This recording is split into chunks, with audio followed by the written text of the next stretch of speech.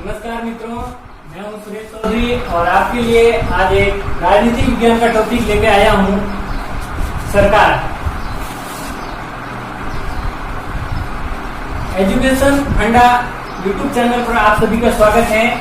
आज हम इस चैनल पर सरकार के बारे में पढ़ेंगे, इसके विभिन्न भागों के बारे में पढ़ेंगे और इसके अलग अलग चरणों के बारे में पढ़ेंगे। शुरुआत करते हैं सरकार के बारे में।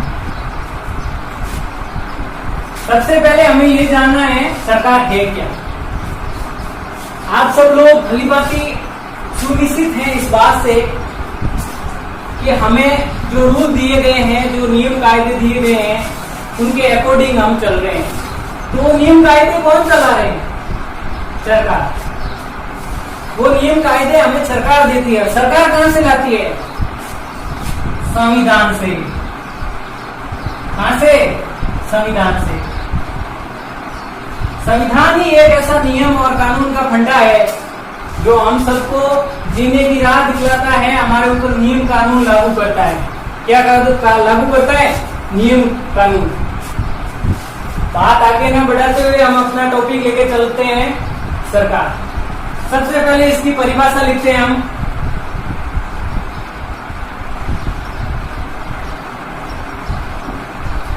सरकार एक निश्चित लोगों का वह समूह है जो निश्चित अवधि के लिए, कैसा है?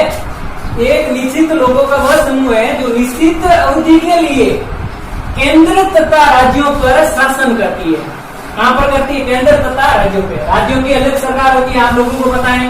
केंद्र की अलग सरकार होती है। केंद्र के अलग नियम कानून होते हैं जो राज्यों पे लागू होते हैं और राज्यों के अलग कानून होते हैं जो जिला स्तरों पे लागू होते हैं। आप सब लोग इससे भलीभांति परिचित है, लेकिन उसकी मेन और मूलभूत इकाइयां हैं वो हम पढ़ेंगे। परिभाषा लिखते हैं हम।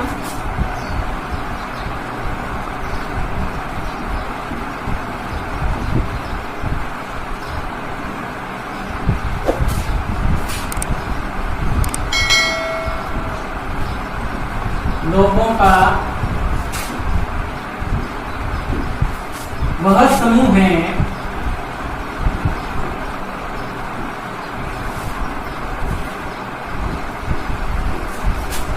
जो निश्चित अवधि, आप लोगों को पता है निश्चित अवधि, सरकार की निश्चित अवधि क्या है? संसद पढ़ते होंगे आप। संसद में दो सदन होते हैं, लोकसभा तथा राज्यसभा। उन सब की अवधि होती है। हम सब लोग जो प्रतिनिधि सुनते हैं लोकसभा के अकॉर्डिंग, उसकी निश्चित अवधि क्या होती है? 5 साल। क्या होती है? 5 ईयर। राज्यसभा, ये सदन निश्चित है, इसकी कोई अवधि नहीं है।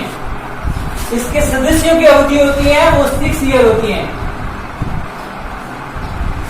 6 साल की अवधि होती है उन लोगों की। सरकार एक निश्चित लोगों का वह समूह है जो निश्चित अवधि के लिए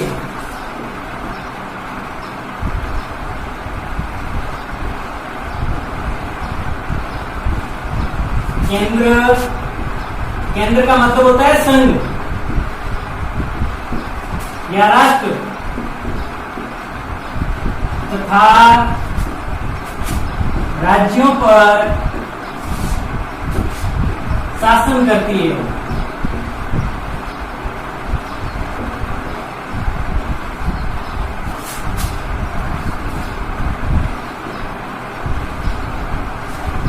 वही सरकार है। इसके पश्चात हम पढ़ते हैं सरकार के अंग। हम सरकार के 3 अंग पढ़ेंगे। सबसे पहले व्यवस्थापिका,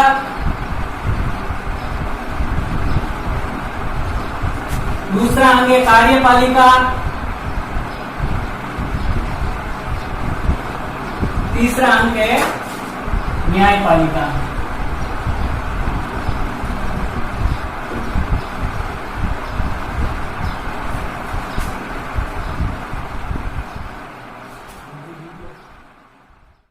सरकार का पहला अंग है वो है व्यवस्थापिका। व्यवस्थापिका यानी विधायिका। व्यवस्थापिका और विधायिका दोनों का एक ही अर्थ।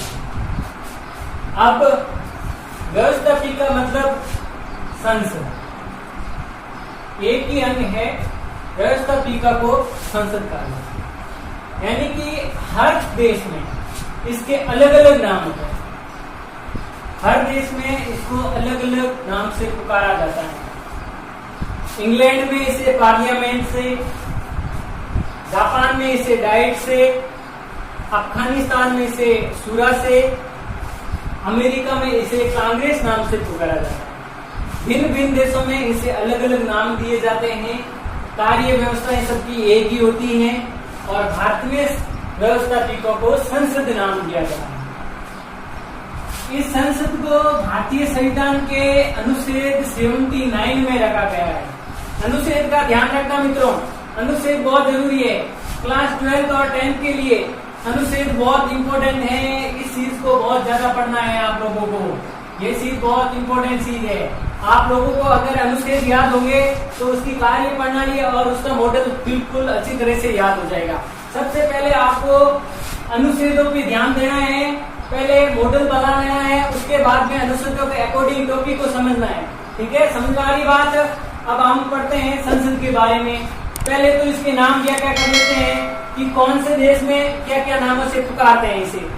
सबसे पहले भारत में आप लोगों को पता ही है संसद पुकारते हैं। अफगानिस्तान में,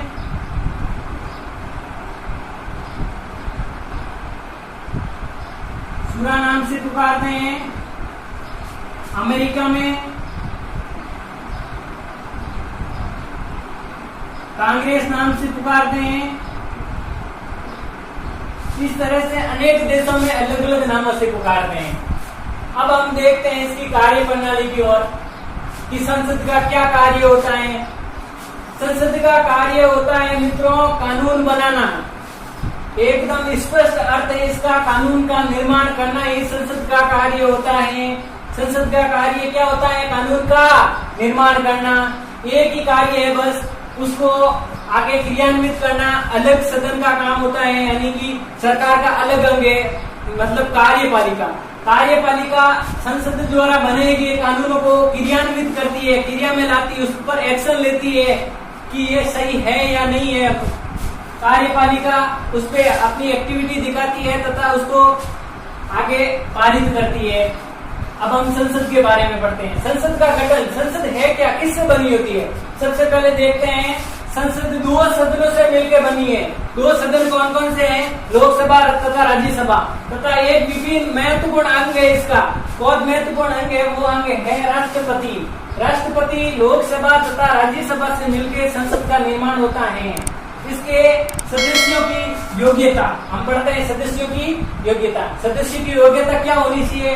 अगर भारत में है तो भारत में इसे संसद बोलते हैं, तो योग्यता क्या होनी चाहिए? सदस्यों की योग्यता में सबसे पहले वह भारत का नागरिक होना चाहिए। कहाँ का नागरिक होना चाहिए? भारत का, क्योंकि भारत में निवास करना है, भारत में संसद बोलते हैं, इसलिए भारत का होना चाहिए। दूसरी बात, वो किसी लाभ के पद में नहीं होना चाहिए, लाभ के पद पर ना होना चाहिए। तीसरी बात, उसमें 25 वर्ष की योग्यता लोकसभा के लिए तथा 30 वर्ष की योग्यता राज्यसभा के लिए होनी चाहिए। मित्रों, हम तीनों ये नोटिस है वो लिख देते हैं। सबसे पहले गठन की बात करते हैं। गठन क्या है? लोकसभा प्लस राज्यसभा तथा राष्ट्रपति से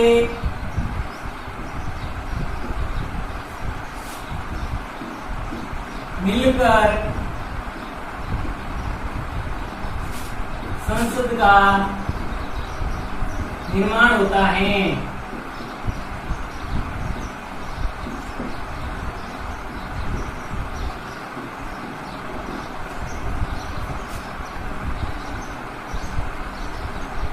दूसरी बात, सदस्यों की योग्यता, वो भारत का नागरिक होना चाहिए। 1 नंबर पॉइंट।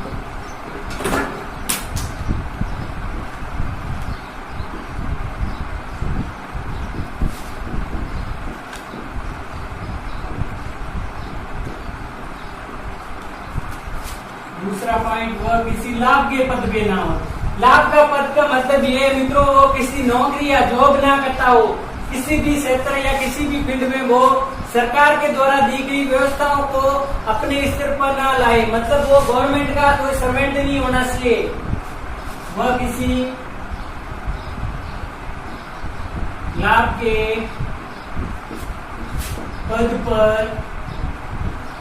ना हो। तीसरा पॉइंट है मित्रों,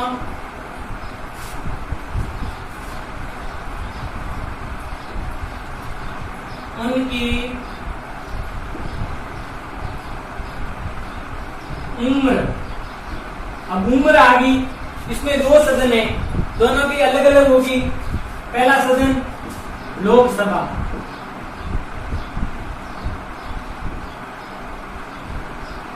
कितनी होनी चाहिए? 25 वर्ष।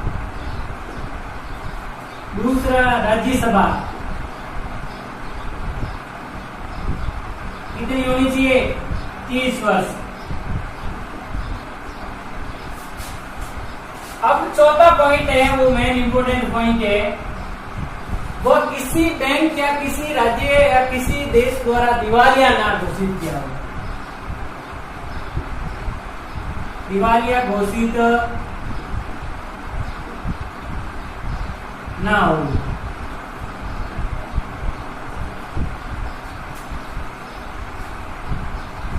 ये चारों पॉइंट है, वो संसद के सदस्यों की योग्यता बताते हैं। वो भारत का नागरिक ना हो, वह किसी लाभ के पद पर ना हो, उनकी उम्र, यानी कि संसद के दो सदन है, उन सदन के सदस्यों की योग्यता, मतलब लोकसभा में 25 वर्ष योग्यता होनी चाहिए, 25 वर्ष उसकी उम्र होनी चाहिए, और राज्यसभा में उसकी उम्र 30 वर्ष होनी चाहिए, जो सदस्य संसद में अपनी भागीदारी निभाना चाहता है। चौथा पॉइंट है, वो दिवालिया घोषित ना हो किसी राज्य, बैंक या राष्ट्र संघ द्वारा। अब संसद के सदस्यों की शपथ कौन दिलाता है? संसद के सदस्यों की शपथ कौन दिलाता है? संसद के सदस्यों की शपथ।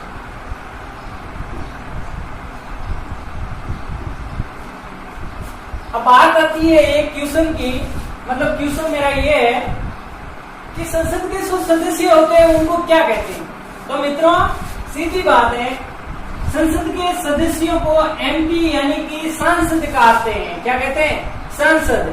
संसद के सदस्यों को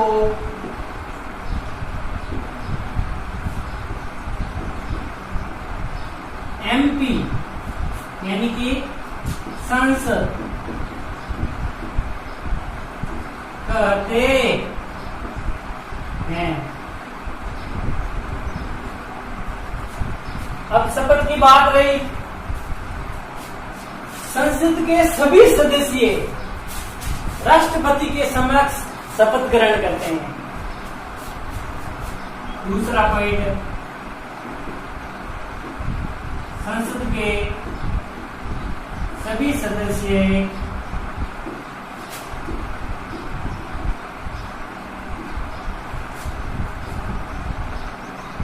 राष्ट्रपति के समक्ष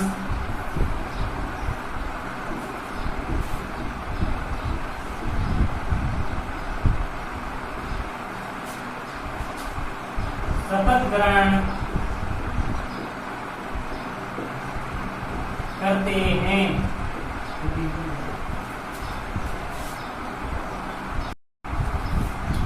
बेसिक जानकारी के बाद में हम मॉडल बनाते हैं। संसद आर्टिकल 79,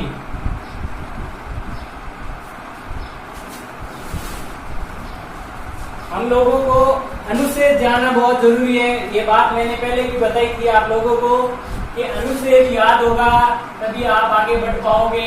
आगे आपको अनुच्छेद की जानकारी होनी बहुत जरूरी है, खास करके 10th 12th और कंपटीशन के बच्चों को अनुच्छेद की जानकारी होनी बहुत जरूरी है।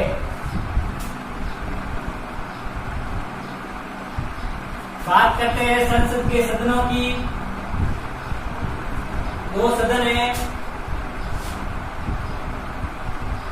पहला सदन लोकसभा, इसका दूसरा नाम अस्थायी सदन, तीसरा नाम निम्न सदन।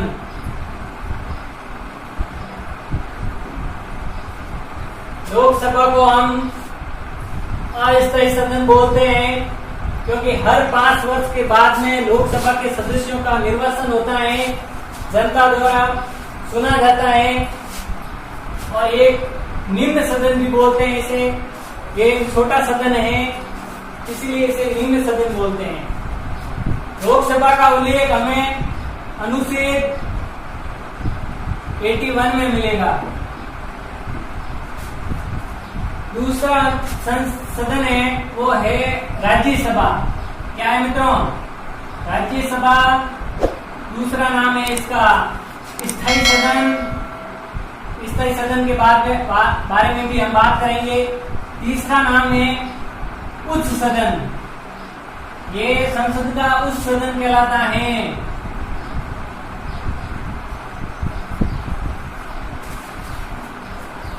अब बात करते हैं मित्रों राज्यसभा में इसे स्थायी सदन क्यों बोलते हैं? मित्रों इसे स्थायी सदन इसलिए बोलते हैं क्योंकि ये कभी भंग नहीं होता है, केवल और केवल इनके सदस्यों का निर्वाचन होता है, वो केवल और केवल 6 वर्षों के बाद होता है। बाकी लोकसभा एक अस्थायी सदन है, इसके सदस्यों का कार्यकाल 5 वर्ष का होता है।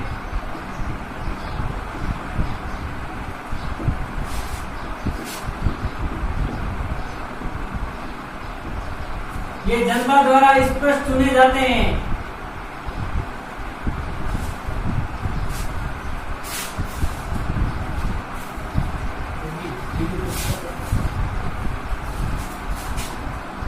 डन। लोकसभा राज्यसभा दोनों की अलग अलग विधि हमने बता दी। लोकसभा को अस्थायी सदन, निम्न सदन, राज्यसभा को स्थायी तथा उच्च सदन। अब बात आती है उनके अनुच्छेदों की। तो लोकसभा का अनुच्छेद है 81 तथा राज्यसभा का अनुच्छेद है 80। अनुच्छेद 80 और संसद का अनुच्छेद है 79। आप लोगों को अनुच्छेद के बारे में एक बार और बता देता हूँ। अनुच्छेद जानना बहुत जरूरी है। आप लोगों को अगर अनुच्छेद याद होंगे तो आपको एक टॉपिक का ढांचा पूरा तैयार हो जाएगा। आपका ढांचा, उस टॉपिक का आपके दिमाग में ढांचा बिल्कुल अच्छी तरीके से सेटअप हो जाएगा। अब बात रही लोकसभा का गठन। गठन किससे करेंगे? सदस्यों से। सदस्यों की संख्या कितनी है? तो लोकसभा में सर्वोत्तम सदस्यों की संख्या है 552। कितनी है? 552। और निम्न सदस्य संख्या होती है 545। 545 जो निम्नतम सदस्य संख्या होती है।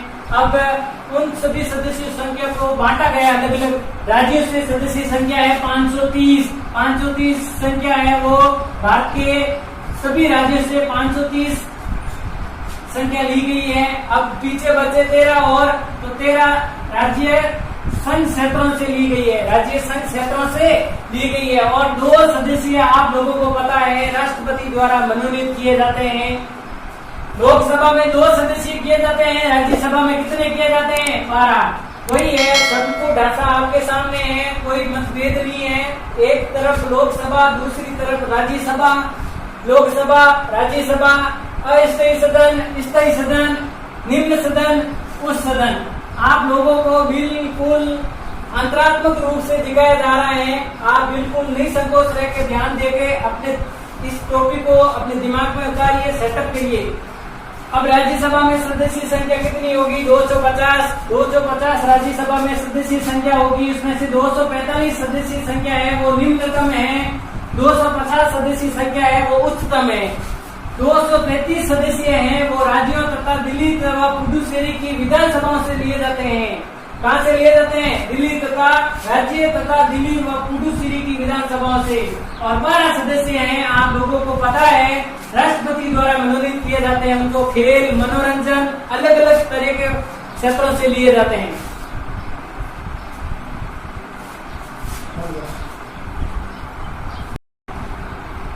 बात करते हैं इनकी बैठकों का।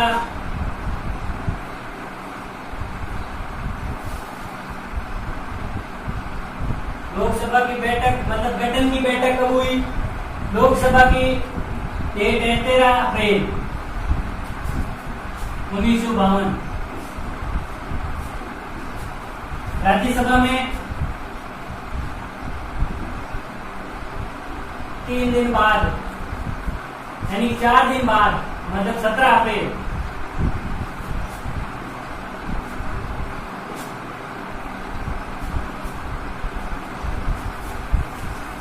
तीसरी बात कार्यकाल। कार्यकाल आपको पहले भी बता दिया है, लेकिन सैद्धांतिक रूप से लोकसभा का कार्यकाल है वो 5 वर्ष का होता है। लोकसभा का कार्यकाल एक बार और सुन लीजिए, 5 वर्ष होता है। तथा राज्यसभा का कार्यकाल नहीं होता है, राज्यसभा के सदस्यों का कार्यकाल होता है। राज्यसभा के सदस्यों का कार्यकाल होता है। राज्यसभा के सदस्यों का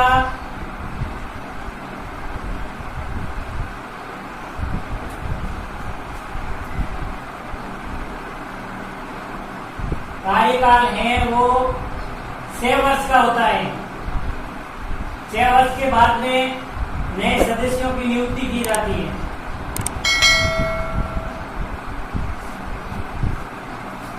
यानी कि राज्यसभा खुद का कोई कार्यकाल नहीं होता है, ये एक स्थायी सदन है। मैंने आपको पहले भी बोला था राज्यसभा एक स्थायी सदन है। राज्यसभा एक स्थायी सदन है। राज्यसभा कैसा सदन है? स्थायी सदन। अब बात करते हैं लोकसभा तथा राज्यसभा के निर्वाचन। राज्यसभा के लोगों का निर्वाचन पद्धति क्या है? लोकसभा के सदस्यों की निर्वाचन पद्धति क्या है? दोनों के साथ में करते हैं तो निर्वाचन विधि या प्रणाली।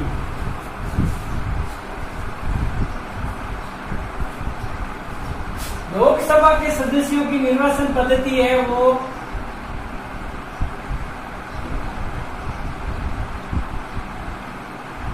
एकदम साधारण विधि है।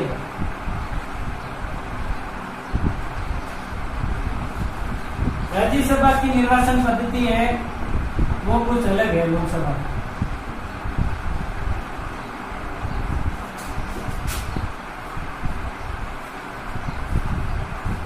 राज्यसभा में निर्वाचन विधि होती है, मतलब एकल संक्रमणीय मत प्रणाली।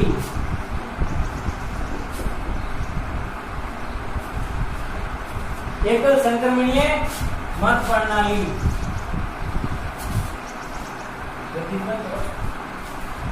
निर्वाचन विधि है। निर्वाचन विधि है वो लोकसभा में जनता द्वारा प्रत्यक्ष रूप से वैश्विक मताधिकार द्वारा दी गई है। यानी कि भारत का प्रत्येक सदस्य लोकसभा के निर्वाचन में भाग लेगा। हर व्यक्ति मत देता है और वह उसे अपने मत का अधिकार है और मताधिकार करता है वो। दूसरी ओर राज्यसभा में निर्वाचन की विधि है वो लोकसभा से कुछ और है। इसमें एकल संक्रमणीय मत प्रणाली द्वारा मत करवाए जाते हैं, यानी कि वोटिंग करवाई जाती है। उन दोनों में अलग अलग विधियां है। आगे बढ़ते हैं।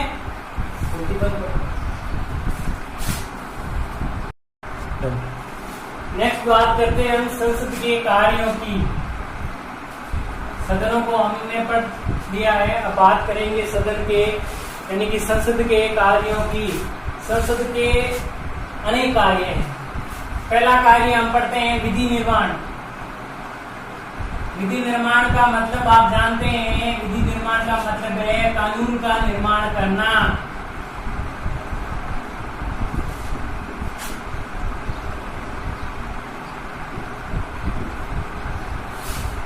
ये एक संसद के पास में बहुत ही अच्छा विकल्प है कानून का निर्माण करना। संसद अपने सदनों का प्रयोग करके, सदनों का प्रयोग करके किसी विधेयक, विधेयक का मतलब होता है कानून,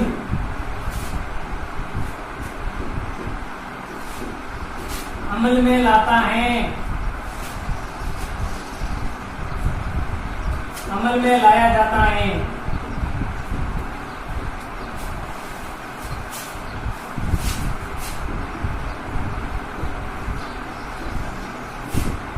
सबके कार्य,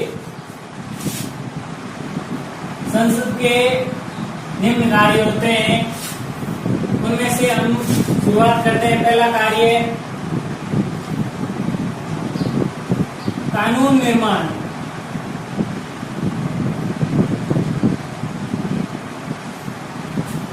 कानून निर्माण या विधि निर्माण।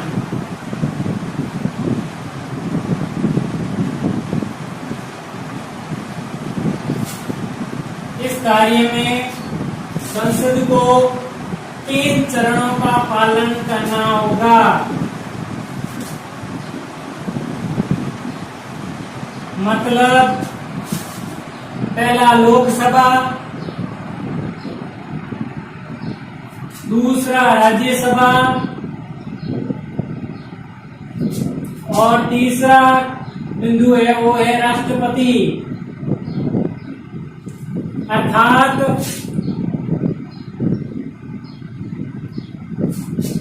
सबसे पहले किसी विधेयक, अब जान लेते हैं विधेयक क्या होता है।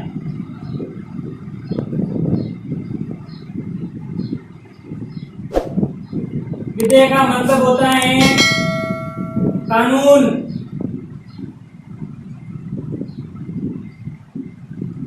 निर्माण हेतु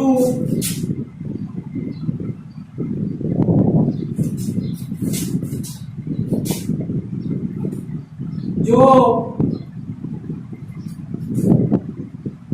निम्न दस्तावेज होता है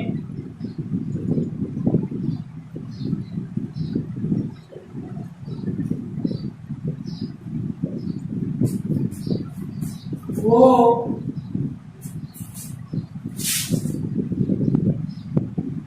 विधेयक कहलाता है। तथा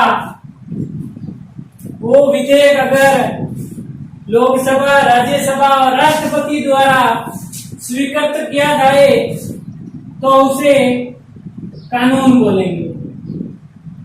उस दस्तावेज को क्या बोलेंगे? कानून बोलेंगे। क्या बोलेंगे मित्रों? कानून। तो बात थी 3 चरणों की। सबसे पहले किसी विधेयक को किसी एक सदन में, ये जरूरी नहीं है कि लोकसभा में ही लाया जाए, इसे राज्यसभा में भी ला सकते हैं। हम बात करते हैं लोकसभा में लाते हैं किसी विधेयक को, लोकसभा में किसी विधेयक द्वारा मंजूरी दी जाती है, उसके बाद में उसे राज्यसभा में लाया जाता है। राज्यसभा में अगर सभी सदस्य मिलकर उसको अनुमति देते हैं तो फिर वो आगे जाता है, मतलब राष्ट्रपति के साथ। राष्ट्रपति उस विधेयक को अंतिम हस्ताक्षरित करके कानून का रूप देता है। कानून या विधि, कानून का रूप देता है। जो नया कानून कहलाता है, किसी संशोधित कार्य होता है उसको अलग तरीके से बनाया जाए तो उसे कानून कहा जाता है। ठीक है मित्रों, अब बात करते हैं दूसरे कार्य की। तो वो कार्य है धन विधेयक।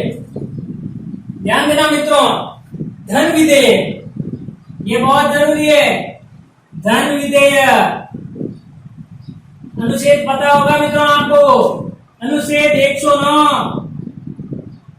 अनुच्छेद 109 जिसमें धन विधेयक को दर्शाया गया है। इसकी बहुत ज्यादा विशेषताएं हैं मित्रों।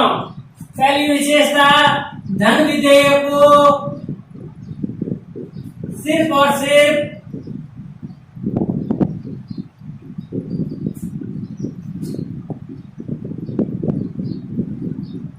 लोकसभा में ही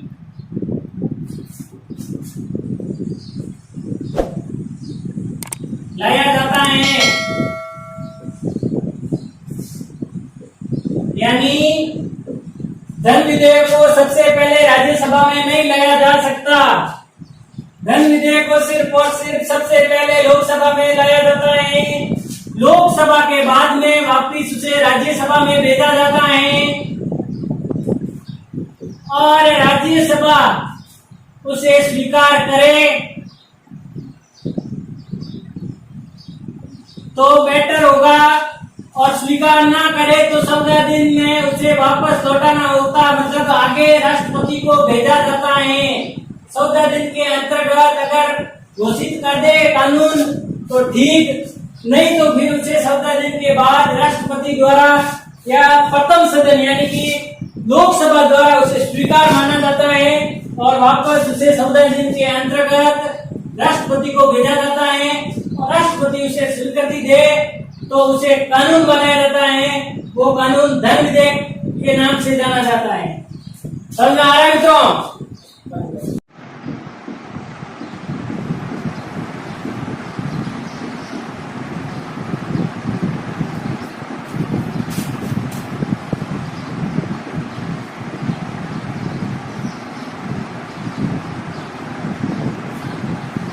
कार्य है वो संसद का ये है कि संविधान संशोधन है वो संसद का बहुत ही महत्वपूर्ण कार्य है, जिसमें संसद बहुत ही निर्णायक विधियां अपनाती है जिससे संविधान में संशोधन किया जाता है। ये एक ऐसा कार्य है वो केवल संसद ही कर सकती है।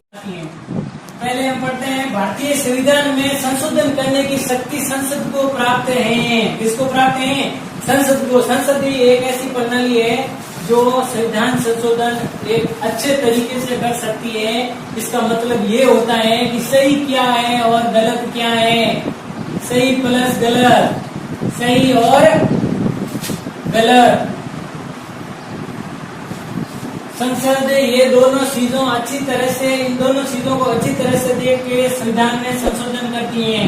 दूसरी बात, संविधान संशोधन हेतु संसद में बहुमत प्रणाली का प्रयोग किया जाता है।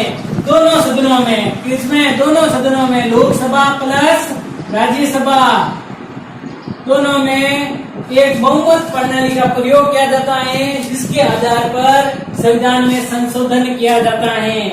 बहुमत प्रणाली के पश्चात कानून निर्माण या संविधान में संशोधन किया जाता है। चलिए मित्रों, आज का हमारा टॉपिक रहा संसद। इसके बारे में हमने अच्छे से जाना, अच्छे से पढ़ा और नेक्स्ट वीडियो हम लेके आएंगे राष्ट्रपति के बारे में। नेक्स्ट वीडियो हम राष्ट्रपति के बारे में लाएंगे, तो हम A to Z बिल्कुल एक एक जानकारी इसमें पढ़ेंगे। धन्यवाद मित्रों।